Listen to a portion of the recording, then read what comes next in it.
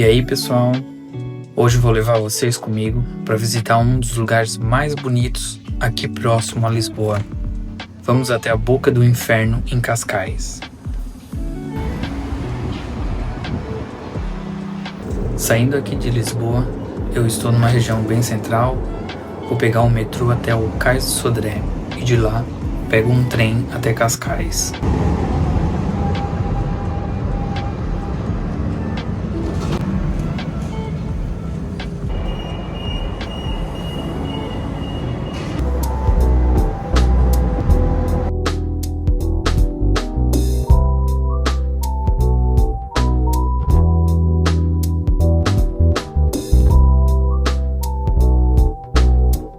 Para quem mora aqui em Lisboa, pode fazer esse cartão Navegantes, que dá acesso a todos os transportes públicos de Lisboa.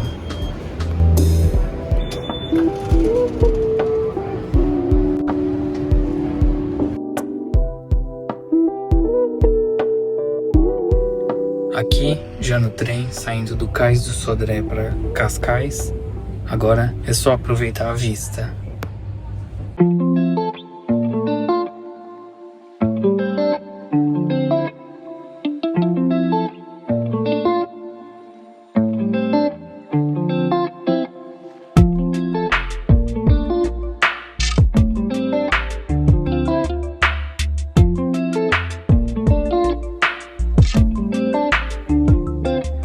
O legal é que o trem vai passando por várias praias até chegar à última estação.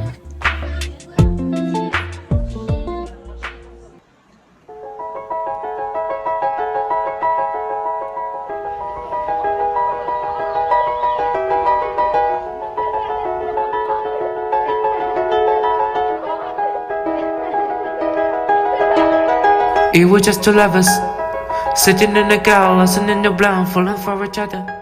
Chegando na estação, você tem que andar até a Boca do Inferno, ou pegar um Uber, ou até mesmo uma bicicleta.